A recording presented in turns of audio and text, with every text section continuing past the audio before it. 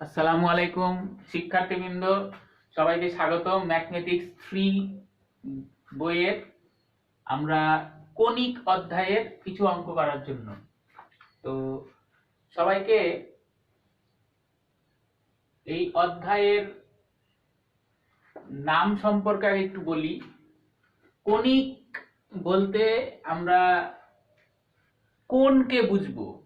কোণকে কয়েকটা সেকশন করার পরে যে কয়েকটা আমরা ফিগার পাবো তার মধ্যে একটার নাম হচ্ছে পরাবৃত্ত। তো পরাবৃত্ত আছে, আরেকটা সেকশনের নাম আছে অধিবৃত্ত, আরেকটা সেকশনের নাম আছে উপবৃত্ত।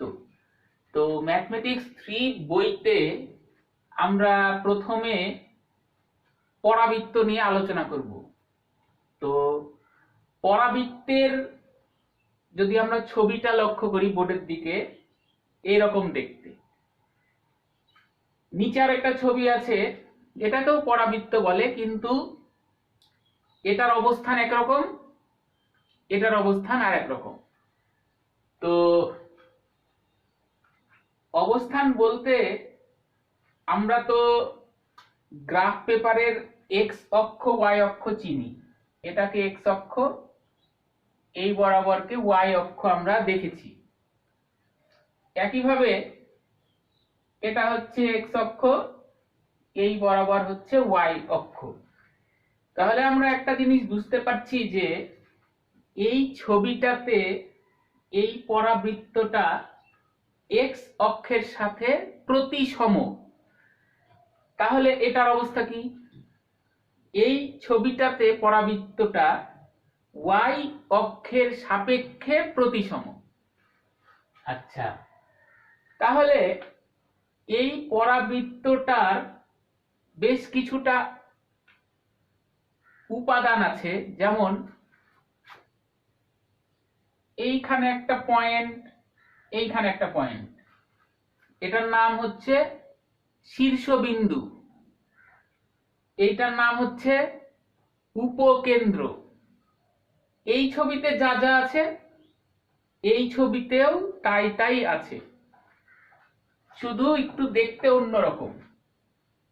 এইখানে একটা ওয়াই অক্ষের সাথে সমান্তরাল একটা রেখা আছে, এটার নাম হচ্ছে নিয়ামক।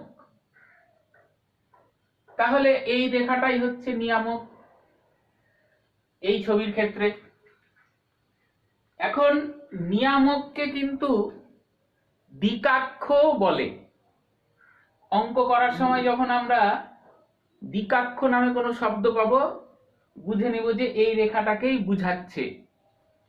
তাহলে এখানে কি কি জিনিস আছে? শীর্ষবিন্দু আছে, উপকেন্দ্র আছে, নিয়ামক আছে। আর উপকেন্দ্র দিয়ে যে একটা রেখা গেছে, এই রেখাটা কিন্তু এক্স অক্ষের সাথে লম্ব, তাই এটাকে বলে উপকেন্দ্রিক লম্ব। এখানেও একটা উপকেন্দ্রিক লম্ব আছে, এই যে রেখাটা। তাহলে আমরা এই সকল উপাদানের একটা করে আমরা সূত্রের মতন কিছু মুখস্থ করতে হবে। যেমন ফার্স্টে আরেকটা জিনিস বলি, পরাবৃত্তের ক্ষেত্রে আদর্শ একটা সমীকরণ আছে। যেমন সরলরেখার আদর্শ সমীকরণ আছে, যেমন বৃত্তের আদর্শ সমীকরণ আছে। একইভাবে পরাবৃত্তের আদর্শ সমীকরণ হচ্ছে y স্কয়ার সমান সমান 4ax। একইভাবে এইটার মতনই কিন্তু আদর্শ সমীকরণের মতনই আরেকটা সমীকরণ আছে, সেটা হচ্ছে x স্কয়ার সমান সমান 4ay। এটাও পরাবৃত্ত, এটাও পরাবৃত্ত, জাস্ট y অক্ষের সাপেক্ষে, আর এটা x অক্ষের সাপেক্ষে প্রতিসম। তা আমরা এই অধ্যায়ের অঙ্ক করার আগে এই সূত্রসমূহ মুখস্থ করা লাগবে। প্রথমে আমরা এই কয়টা সূত্র আগে বুঝি, তারপরে মুখস্থ করব। তারপরে এই কয়টা একটা একটা করে সূত্র বলছি। এই সমীকরণের ক্ষেত্রে, মানে এই রকম ছবির ক্ষেত্রে 1 নম্বরে বলেছে শীর্ষবিন্দুর স্থানাঙ্ক। যেহেতু শীর্ষবিন্দু একটা বিন্দু, এর স্থানাঙ্ক আছে, মানে ভুজ আছে, কোটি আছে, আমরা মুখস্থ করব সেটা হচ্ছে 0 0। 0 0 বলতে কিন্তু আমরা মূল বিন্দুকেই বুঝি। 2 নম্বরে বলেছে উপকেন্দ্রের স্থানাঙ্ক। এটা একটা বিন্দু, তার মানে ওটারও ভুজ আছে, কোটি আছে, ভুজ কোটি। কি মুখস্থ করব? a, 0।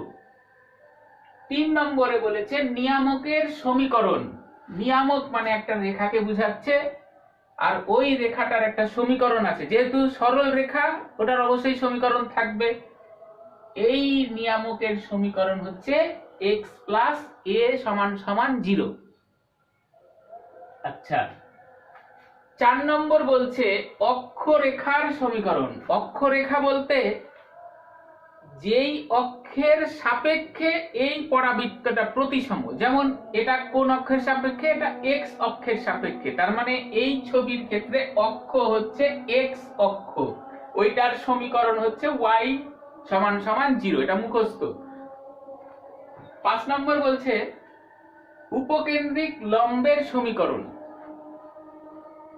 উপকেন্দ্রিক লম্বের সমীকরণ আর উপকেন্দ্রিক লম্বের দৈর্ঘ্য 5 আর 6 তে।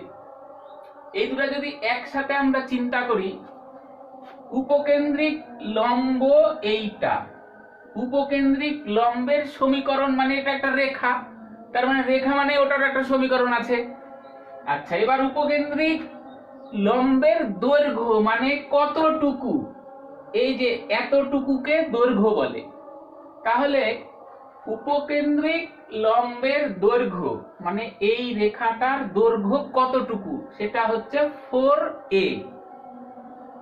এবার ওই রেখাটারই সমীকরণ মানে উপকেন্দ্রিক লম্বের সমীকরণ x - a = 0। তাহলে এই পরাবৃত্তের যা যা আছে সবকিছুর আমরা সূত্র মুখস্থ করলাম। একইভাবে এই রকম এর মতনই আরেকটা ফিগার হচ্ছে x² = 4ay, মানে ছবি এরকম উল্টে যাবে। এটার অক্ষ হচ্ছে y অক্ষ, যেমন আগেরটা ছিল x অক্ষ। তাহলে আমরা আবার একটা একটা করে জিনিস দেখি। 1 নম্বরে শীর্ষবিন্দুর স্থানাঙ্ক 0 0। 2 নাম্বার উপকেন্দ্র, মানে একবার উপকেন্দ্র এই যে এটা, আগেরটাতে ছিল a, 0, এবার হবে 0, a, কারণ অবস্থান চেঞ্জ হয়ে গেছে। নিয়ামকের সমীকরণ, আগেরটাতে ছিল x + a = 0, এবার হবে y + a = 0। 4 নম্বর বলছে অক্ষরেখার সমীকরণ, আগেরটাতে ছিল y = 0, এবার হবে x = 0, কারণ অক্ষ চেঞ্জ হয়ে গেছে। 5 নম্বরে বলছে উপকেন্দ্রিক লম্বের দৈর্ঘ্য 4a, এটার কোনো চেঞ্জ নাই, এখানেও যা এখানেও তা। 6 নাম্বার বলছে উপকেন্দ্রিক লম্বের সমীকরণ। ওই যে উপকেন্দ্রিক লম্ব, এখানে এটা ছিল, এবার এটা হয়ে গেছে, চেঞ্জ হয়ে গেছে, x - a ছিল, হয়ে গেছে y - a = 0। তো আমরা এই অধ্যায়ে পরাবৃত্তের প্রবলেম সলভ করার আগে আমি সূত্র নিয়ে আলোচনা করলাম। তো যদি প্রবলেম সমূহ সঠিকভাবে বুঝতে চাই তাহলে এইগুলো আগে মুখস্থ করতে হবে ভালোভাবে। তো এই পর্যন্ত আমরা আজকের ক্লাস এখানেই শেষ করছি। সূত্রসমূহ সবাইকে মুখস্থ করার এবং পরবর্তী ক্লাস দেখার জন্য সবাইকে অনুরোধ জানানো হলো। আজকের মতন এই পর্যন্তই।